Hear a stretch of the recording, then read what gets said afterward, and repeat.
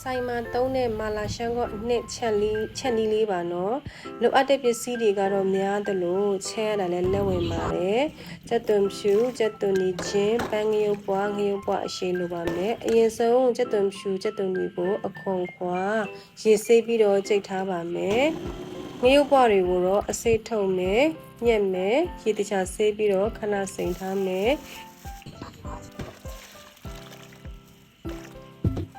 ပြီးလို့ရှိရင်သူ့ကိုပြုတ်ပြီးတော့ကြိတ်ထားပါမယ်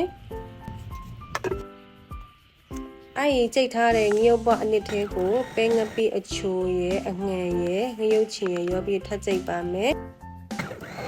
စီမွေးချက်ဖို့အတွက်ကစက်တုံမိတ်နံပင်ချင်းနဲ့ကိုရေးစေးထားပါမယ်ပြီးတော့မကြိတ်ရသေးတဲ့စမုံစပါပေါကောရှောက်ကောနွေချိုစာတိတ်ဖို့တီးလေးညင်းတစ်ချက်ပိုးခေါက်ကလဝေးရွက်နနန်စေးဖားကြောင်းအနှီနဲ့အစိမ်းဒါတွေအားလုံးကိုရေးစေးပြီးတော့စစ်ထားမယ်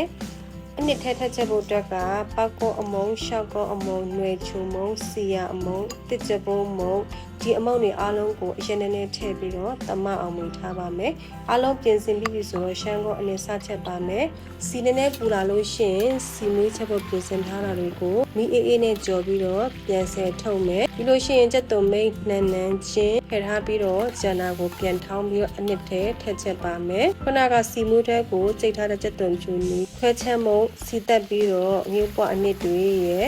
အရက်နဲ့ရောမွေထားတဲ့အမုံတွေရဲ့ပြန်ထောင်းထားတဲ့အမုံတွေရဲ့ထည့်ချက်ပါမယ်အရသာတက်ကိုပဲငံပြရဲ့အကျဲတကြားထပ်ဖြည့်ပါမယ်ချက်နေတဲ့အတွင်းမှာမီးလုံးဝမပြင်းရပါဘူးเนาะအဆက်မပြတ်လဲမှုပေးရပါမယ်နောက်ဆုံးမှာတော့အနှံ့အရသာနဲ့ပြည့်စုံတဲ့ရှမ်းကောအနှစ်ကလေးရပါပြီလက်စွမ်းပြချက်ထားတာကတော့ကျွန်တော်မဟုတ်ပါဘူးဒူမလေးပါ